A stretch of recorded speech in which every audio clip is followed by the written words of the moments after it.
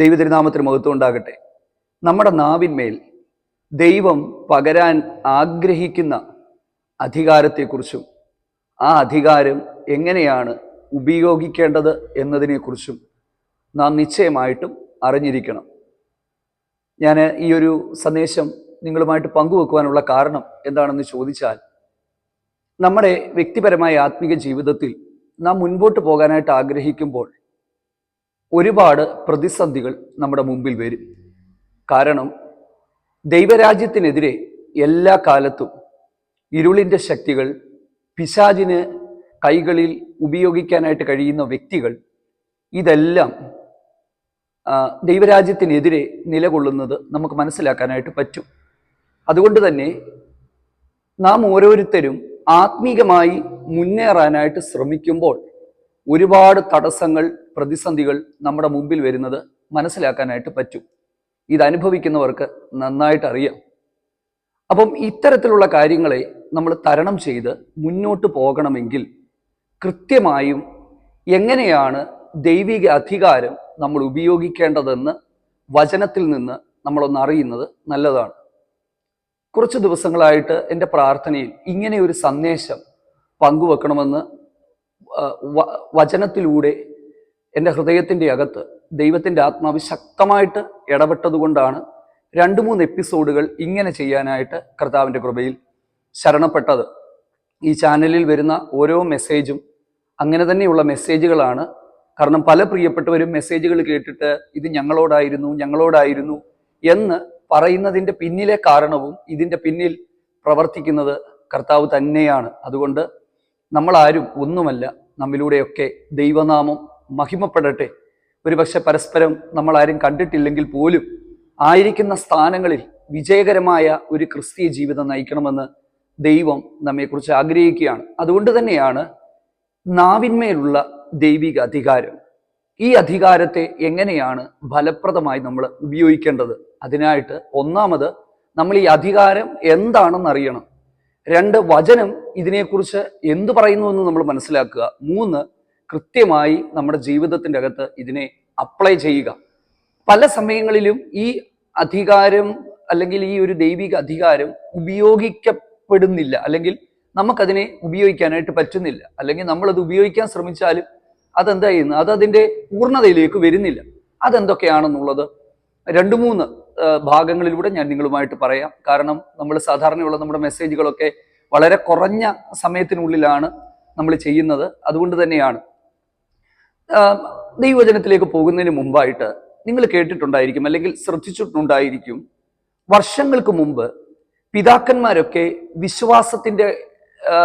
വിശ്വാസത്തിലേക്ക് അവരിറങ്ങിയ കാലഘട്ടങ്ങളിൽ അവരുടെ വാക്കുകൾ പോലും ആൾക്കാർക്ക് പേടിയായിരുന്നു.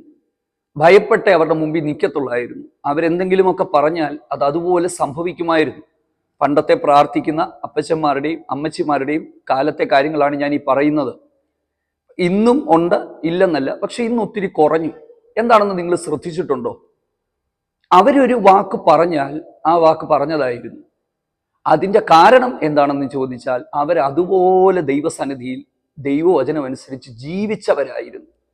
പക്ഷെ ഇന്നത്തെ കാലത്ത് നമുക്ക് പല സമയങ്ങളിലും ആരാധനയുണ്ട്, പ്രാർത്ഥനകളുണ്ട്, എല്ലാം ഉണ്ടെങ്കിലും മറ്റുള്ള സമയങ്ങളിൽ നമ്മൾ സാധാരണ മനുഷ്യരെ പോലെ ആയി പോവുകയാണ്. ഈ ഒരു മെസ്സേജ് ഫുള്ളായിട്ട് കേട്ട് കഴിയുമ്പോൾ ഞാൻ ഈ ഒരു പറഞ്ഞ കാര്യം നമുക്ക് മനസ്സിലാക്കാനായിട്ട് പറ്റും. അപ്പോസ്തല പ്രവൃത്തി 13-ാം അധ്യായത്തിൽ ഒരു സംഭവം നടക്കുന്നുണ്ട്. പരിശുദ്ധാത്മാവ് പറഞ്ഞയച്ചതിന് ശേഷം പൗലോസും അതുപോലെ തന്നെ ഈ ബർണബാസും അവരുടെ മിഷനറി യാത്ര ആരംഭിച്ചു. അവരിങ്ങനെ പോകുന്ന ഒരു സ്ഥലത്തേക്ക് ചെന്നപ്പോൾ ഒരു ദേശാധിപതിയോട് ദൈവവചനം പ്രസംഗിക്കുകയാണ്.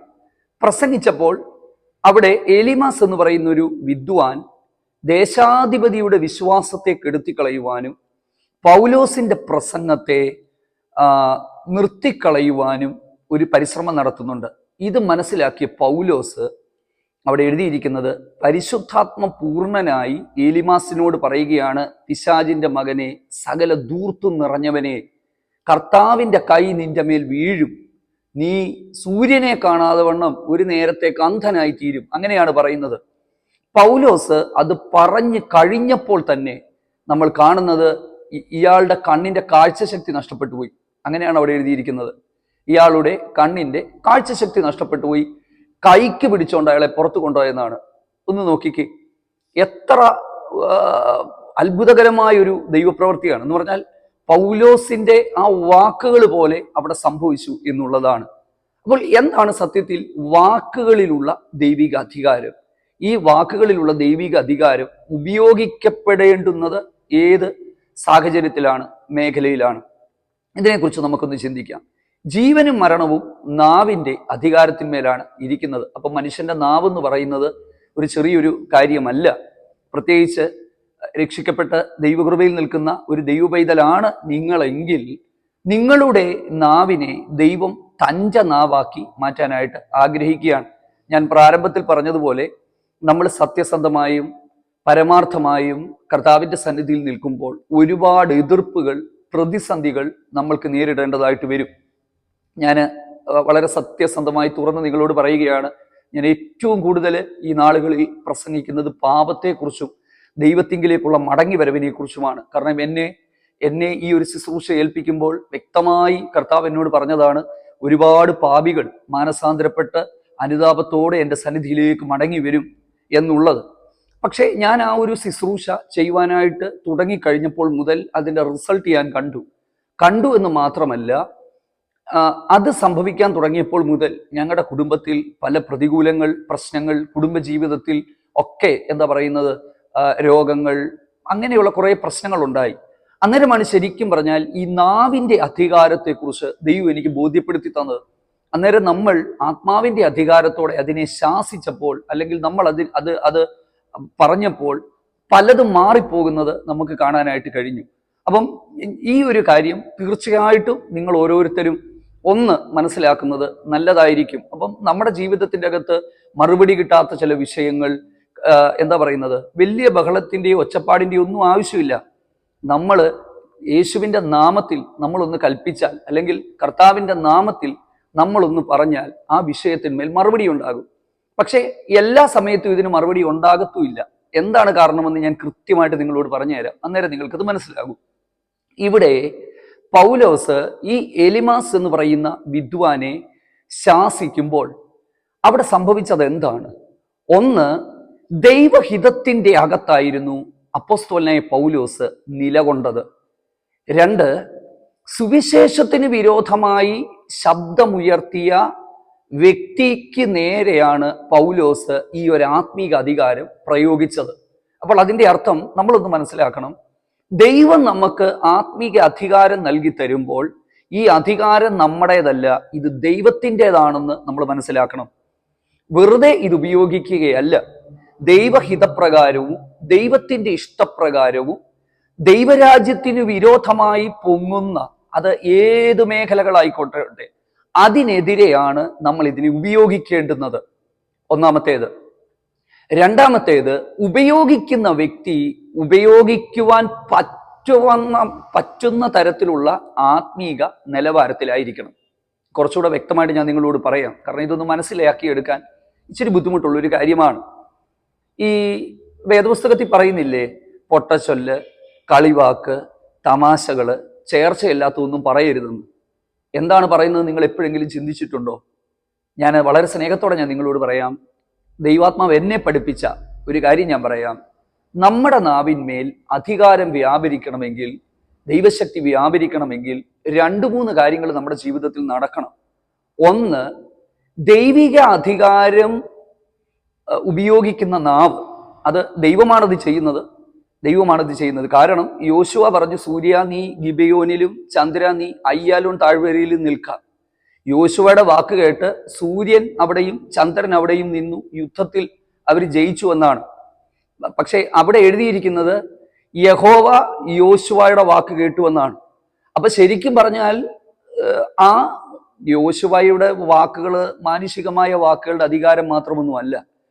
ദൈവം തൻ്റെ ഭക്തന്റെ വാക്കിനെ തൻ്റെ വാക്കായി ഏറ്റെടുത്തു. അപ്പൊ ദൈവം നമ്മുടെ വാക്കുകളെ തൻ്റെ വാക്കായി ഏറ്റെടുക്കണമെങ്കിൽ നമ്മൾ നമ്മുടെ നാവിനെ വിശുദ്ധിയോടെ സൂക്ഷിക്കണം. അതുകൊണ്ടാണ് കുറച്ച് നാളുകൾക്ക് മുമ്പ് ഞാൻ പറഞ്ഞത്, അശ്ലീല വർത്തമാനങ്ങൾ, അസഭ്യവർഷങ്ങൾ, ആവശ്യമില്ലാത്ത സംസാരങ്ങൾ, പൊട്ടച്ചൊല്ലുകൾ, കളിവാക്കുകൾ, ഇതൊന്നും ഒരു ദൈവഭക്തന്റെ വായിൽ നിന്ന് വീഴരുത്. കുറച്ചു മുമ്പ് ഞാൻ പറഞ്ഞല്ലോ, പഴയ അപ്പച്ചന്മാരുടെ കാര്യം ഞാൻ പറഞ്ഞിരുന്നല്ലോ. അവരെക്കുറിച്ചൊക്കെ ഞാൻ ചിന്തിക്കുകയും മനസ്സിലാക്കുകയും ഒക്കെ ചെയ്തപ്പോൾ അവരൊന്നും ആവശ്യമില്ലാത്ത ഒരു കാര്യത്തിലും ഇടപെടത്തില്ലായിരുന്നു. നിങ്ങൾ അതിനെക്കുറിച്ച് അന്വേഷിച്ച് പഠിച്ചു നോക്ക്. അവര് അനാവശ്യമായ കാര്യങ്ങളിൽ അവർ രസം കണ്ടെത്തത്തില്ലായിരുന്നു. ആവശ്യമില്ലാത്തിടത്ത് പോയി അവർ ആനന്ദിക്കത്തില്ലായിരുന്നു. അവര് 24/7 അവരെപ്പോഴും ദൈവത്തോടു കൂടെ നടക്കുന്നവരായിരുന്നു. അവരുടെ വായിൽ നിന്ന് വീഴുന്ന വാക്കുകൾ ശരിക്കും പറഞ്ഞാൽ മുത്തുകൾ പോലെയുള്ളതായിരുന്നു. അപ്പം എന്താ പറയുന്നത്, അവരൊരു കാര്യം പറഞ്ഞാൽ അതുപോലെ നടക്കും. ഞാൻ പറയട്ടെ, ഈ തലമുറയിലും അത് നടക്കും തീർച്ചയായിട്ടും. ഈ ഒരു കാര്യം ദൈവം എന്നെ പഠിപ്പിച്ചുകൊണ്ടിരിക്കുന്ന കാര്യങ്ങളാണ്. അതുകൊണ്ട് തന്നെ കൃപയാൽ ഞാൻ പറയട്ടെ, നമ്മൾ പ്രാർത്ഥിക്കുന്നിടത്ത് അല്ലെ പറയുന്നിടത്ത് പല കാര്യങ്ങളും കർത്താവ് ചെയ്യുന്നു എന്ന് നമുക്ക് മനസ്സിലായി. അത് നിങ്ങളും അത് മനസ്സിലാക്കണം. ദൈവത്തിന് സ്തോത്രം. ഒരുപക്ഷെ ഒറ്റയ്ക്കോ കുടുംബമായിട്ടോ ഒക്കെ വിശ്വാസത്തിന് വേണ്ടി നിൽക്കുമ്പോൾ, കർത്താവിനെ സേവിക്കുമ്പോൾ വലിയ പ്രതിസന്ധികൾ നേരിടുന്ന വ്യക്തികളായിരിക്കും നിങ്ങൾ. ആ സമയത്തൊക്കെ ആര് നമ്മളെ സഹായിക്കുമെന്നൊക്കെ വിചാരിച്ച് നമ്മൾ വിഷമിച്ച് ഇങ്ങനെ വിളിക്കുകയും പ്രാർത്ഥിക്കുകയും ഒക്കെ നമ്മൾ ചെയ്യാൻ ശ്രമിക്കും. പക്ഷെ എപ്പോഴും ഒന്നും അത് നടക്കണമെന്നില്ല. ആ സമയത്ത് ദൈവം തന്ന ഈ ഒരു അധികാരത്തെ കൃത്യമായി നമ്മളൊന്ന് പഠിച്ചിരിക്കണം. അത് നമ്മൾ ഉപയോഗിക്കുമ്പോൾ അറിയേണ്ട കുറച്ച് കാര്യങ്ങളുണ്ട്. എങ്ങനെയും നടന്നിട്ട് അത് ഉപയോഗിക്കുകയല്ല ചെയ്യുന്നത്. കാരണം നമ്മൾ ദൈവത്തിൻ്റെ പ്രതിനിധികളാണ്. കാരണം യോശുവ എന്ന് പറയുന്ന വ്യക്തി ഇസ്രായേലിൻ്റെ നേതൃനിരയിൽ നിൽക്കുമ്പോൾ അദ്ദേഹം യഥാർത്ഥമായി പറഞ്ഞാൽ ദൈവത്തെയാണ് താൻ റെപ്രസെന്റ് ചെയ്തത്. ഇവിടെ പൗലോസ് ഈ ഒരു കാര്യം ചെയ്യുമ്പോൾ അദ്ദേഹം സുവിശേഷത്തിന് വേണ്ടിയാണ് യാത്ര ചെയ്യുന്നത്. അതിനെതിരെ ഉയർന്നു വന്ന ആ ഒരു എതിരിനെയാണ് അദ്ദേഹം ശാസിച്ചത്. നമ്മുടെ കർത്താവായ യേശുക്രിസ്തു വാക്കുകൾ കൊണ്ട് ഭൂതങ്ങളെ പുറത്താക്കി, അശുദ്ധാത്മാക്കളെ പുറത്താക്കി, ദുരാത്മാക്കളെ പുറത്താക്കി. തൻ്റെ ശിഷ്യന്മാരും വാക്കുകൾ കൊണ്ട് അശുദ്ധാത്മാക്കളെ പുറത്താക്കി. കർത്താവ് അധികാരം അവരിൽ കൊടുത്തു. അവരുടെ നാവിന്മേൽ ആ അധികാരം ഉണ്ടായിരുന്നു. അപ്പം ഇതുമായിട്ട് ബന്ധപ്പെട്ട് നമ്മൾ മനസ്സിലാക്കേണ്ടുന്ന മറ്റൊരു കാര്യമെന്ന് പറയുന്നത്, യോശുവയോട് യഹോവയാം ദൈവം പറയുന്ന കുറച്ച് കാര്യങ്ങളുണ്ട്. എന്താണെന്നറിയാമോ? ശ്രദ്ധിച്ചു കേൾക്കുക. യോശുവയുടെ പുസ്തകം 1-ാം അധ്യായം. അവിടെ ഇദ്ദേഹത്തെ ഈ ഒരു ശുശ്രൂഷയിലേക്ക് ദൈവം വിളിക്കുന്നതിന് മുമ്പ്, അല്ലെങ്കിൽ അതിൻ്റെ ആ ഒരു ആരംഭകാലത്ത്, ആ 1-ാം അധ്യായത്തിൽ രേഖപ്പെടുത്തിയിരിക്കുന്നത്, ഈ ന്യായപ്രമാണത്തിലുള്ളത് വിട്ട് നീ ഇടത്തോട്ടോ വലത്തോട്ടോ മാറരുത്. എന്താണ് അർത്ഥം? ഈ ദൈവിക അധികാരങ്ങളെല്ലാം പ്രായോഗിക തലത്തിലേക്ക് വരണമെങ്കിൽ വചനം വിട്ട് ഇടത്തോട്ടോ വലത്തോട്ടോ പോകരുത്. ദൈവവചനത്തിൻ്റെ അകത്ത് നമ്മൾ ജീവിക്കണം. രണ്ടാമത്തേത്, ഇത് നിന്റെ വായിൽ നിന്ന് നീങ്ങിപ്പോകരുത്. എന്ന് പറഞ്ഞാൽ അർത്ഥം എന്താ? നാവിൽ ദൈവത്തിൻ്റെ വചനമുണ്ടാകണം. പ്രിയരെ, സ്നേഹത്തോടെ ഞാൻ പറയാം, നമ്മുടെ പ്രാർത്ഥനകളിലും നമ്മുടെ ആത്മീക ജീവിതത്തിലും ഒക്കെ നമ്മൾ ദൈവ വചനത്തെ ഉപയോഗിക്കണം. അപ്പോസ്തല പ്രവർത്തികളിൽ പരിശുദ്ധാത്മാവ് നിറഞ്ഞ് ധൈര്യത്തോടെ ദൈവവചനം പ്രസംഗിക്കുന്ന ഒരു സംഭവം 4-ാം അധ്യായത്തിൽ എഴുതിയിട്ടുണ്ട്. അവിടെ അവരെന്താ ചെയ്തത്? സങ്കീർത്തനത്തിലെ ഒരു വാക്യം ഉദ്ധരിച്ചുകൊണ്ടാണ് അവർ പ്രാർത്ഥിച്ചത്. കേട്ടോ, ആ ഒരു ദൈവ വചനത്തെ പ്രാർത്ഥനാ വാചകങ്ങളുടെ ഇടയ്ക്ക് ചേർത്തു വെച്ച് അവർ അതിനെ എന്താ പറയുന്നത്, അങ്ങനെ ആ പ്രാർത്ഥനയെ കൊണ്ടുവന്നപ്പോൾ ആ പ്രാർത്ഥനയ്ക്ക് മറുപടി ഉണ്ടായി. Praise the Lord. അപ്പൊ ഞാൻ പറയട്ടെ, നമ്മൾ പല സമയങ്ങളിലും ബൈബിളിനെയും വചനത്തെയും ഒക്കെ പണ്ടത്തെ ഒരു ചരിത്ര ഗ്രന്ഥമായിട്ട് മാത്രം വെക്കുമ്പോൾ, ഞാൻ സാധാരണ പറയുന്നത് പോലെ നിങ്ങളോട് സ്നേഹത്തോടെ ഞാൻ പെട്ടെന്ന് പറഞ്ഞ് മനസ്സിലാക്കി തരാം. ഭൂമിയിലെ എല്ലാ പുസ്തകങ്ങളും ദൈവത്തെ കണ്ടെത്താൻ മനുഷ്യൻ ശ്രമിച്ചതിൽ നിന്ന് എഴുതിയുണ്ടാക്കിയ പുസ്തകങ്ങളാണ്.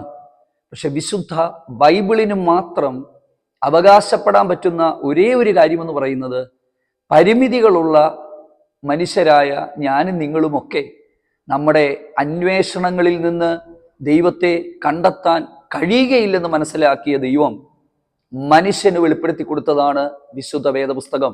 അപ്പം ഈ ബൈബിളിനും വചനത്തിനും ഒരു ഭയങ്കര പവറുണ്ട്, ശക്തിയുണ്ട്. നമ്മളത് തിരിച്ചറിയണം. അതിനെ നമ്മുടെ നാവിലേക്ക് കൊണ്ടുവരണം. കാരണം ഈ വചനമാണ് നമ്മളെ രക്ഷിക്കുന്നത്, വചനമാണ് വിശുദ്ധീകരിക്കുന്നത്, ഈ വചനമാണ് നിത്യതയിലേക്ക് കൊണ്ടുപോകുന്നത്. അതുകൊണ്ട് പിശാചിന്റെ തന്ത്രം നോക്കിക്കേ. ഒന്നാം സ്ഥാനം കിട്ടേണ്ടുന്ന ബൈബിളിനെ പല സ്ഥലങ്ങളിലും ഒന്നാം സ്ഥാനം മാറ്റി പാരമ്പര്യത്തിനും ആചാരങ്ങൾക്കും പലതിനും ഒന്നാം സ്ഥാനം കൊടുത്തു. അതല്ലേ ഇപ്പൊ സംഭവിച്ചുകൊണ്ടിരിക്കുന്നത്. സ്നേഹത്തോടെ ഞാൻ പറയാം, യോശുവയുടെ ദൈവം പറഞ്ഞു, ഈ ന്യായപ്രമാണം നീ അനുസരിച്ച് നടക്കണം. ഈ ന്യായപ്രമാണത്തിലുള്ളത് നിന്റെ വായിൽ നിന്ന് നീങ്ങിപ്പോകരുത്. കണ്ടോ? അപ്പൊ വായിൽ വചനം ഉണ്ടാകണം. അടുത്തത്, ഹൃദയത്തിൽ എപ്പോഴും ധ്യാനിച്ചു കൊണ്ടിരിക്കണം. അപ്പം വചനമനുസരിച്ചവൻ, ഹൃദയത്തിൽ വചനമുള്ളവൻ, വചനം വായിലുള്ളവൻ എന്തു ചെയ്തു? ഒരു കാര്യം കൽപ്പിച്ചപ്പോൾ ആ കാര്യം ദൈവം തൻ്റെ വാക്കായി ഏറ്റെടുത്തു. ഞാൻ ഇതിനെക്കുറിച്ച് കൂടുതൽ മെസ്സേജുകൾ നിങ്ങൾ താല്പര്യപ്പെടുന്നുണ്ടെങ്കിൽ അടുത്ത ദിവസങ്ങളിൽ ഞാൻ നിങ്ങളോട് പറയാം. കാരണം ചില വിഷയങ്ങളിൽ, ചില മേഖലകളിൽ ദൈവിക അധികാരം നമ്മൾ ഉപയോഗിക്കുമ്പോൾ അതിൻ്റെ അകത്ത് വലിയ ഒച്ചപ്പാടോ വലിയ അത്യുച്ചത്തിലുള്ള അലർച്ചകളുടെയോ ഒന്നും ആവശ്യമില്ല. നമ്മൾ യഥാർത്ഥമായ ദൈവിക കൃപയ്ക്കകത്ത് പരമാർത്ഥമായും സത്യസന്ധമായും ആമേൻ മറ്റു ദുരുദ്ദേശങ്ങളൊന്നുമില്ലാതെ നമ്മൾ ആത്മാർത്ഥമായി കർത്താവിനെ സേവിക്കുന്നവരാണെങ്കിൽ ശാന്തമായി നമ്മൾ പ്രാർത്ഥിച്ച് ചില വിഷയങ്ങളെ നമ്മൾ ശാസിക്കുമ്പോൾ ആ വിഷയങ്ങൾ നീങ്ങിപ്പോകുന്നത് നമുക്ക് മനസ്സിലാക്കാനായിട്ട് കഴിയും. അത് ഈ ദിവസങ്ങളിൽ അത് ഉപയോഗിക്കാൻ തക്കവണ്ണം നിങ്ങൾ പ്രാപ്തരാകുക. പിശാചിന്റെ തന്ത്രങ്ങളെക്കുറിച്ചൊക്കെ ഞാൻ നിങ്ങളോട് അടുത്ത ദിവസങ്ങളിൽ കുറച്ചുകൂടെ വിശദമായിട്ട് ഞാൻ പറയാം.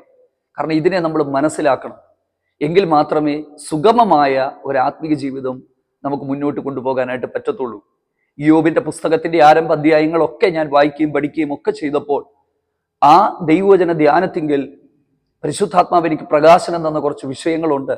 എങ്ങനെയാണ് പിശാച് പ്രവർത്തിക്കുന്നത്, പിശാചിന്റെ തന്ത്രങ്ങളെ നമ്മൾ അറിയണം. ഇതിനെക്കുറിച്ചൊക്കെ നമ്മൾ വ്യക്തമായി മനസ്സിലാക്കണമെങ്കിൽ ദൈവത്തിന്റെ വചനത്തെ നമ്മൾ പഠിക്കുക, വചനത്തെ നമ്മൾ മനസ്സിലാക്കുക. അപ്പോൾ ആത്മീക അധികാരം ദൈവം നമ്മുടെ നാവിൽ തന്നിരിക്കുകയാണ്. ഇതെന്താണെന്ന് മനസ്സിലാക്കുക, എങ്ങനെ അപ്ലൈ ചെയ്യണമെന്ന് മനസ്സിലാക്കുക, എന്തുകൊണ്ട് ഇത് ഉപയോഗിക്കുവാൻ പലപ്പോഴും കഴിയുന്നില്ല എന്ന് നമ്മൾ മനസ്സിലാക്കുക. അങ്ങനെ ഒരു സ്ഥിരതയുള്ള വിജയകരമായ ക്രിസ്തീയ ജീവിതം നയിക്കാൻ തക്കവണ്ണം കർത്താവ് നമുക്ക് ഏവർക്കും കൃപ നൽകട്ടെ. തിരുവചന ധ്യാനവും തിരുവചന കേൾവിയുമൊക്കെ അതിന് മുഖാന്തരമായി തീരട്ടെ എന്ന് പ്രാർത്ഥിക്കുന്നു. ആമേൻ. God bless U.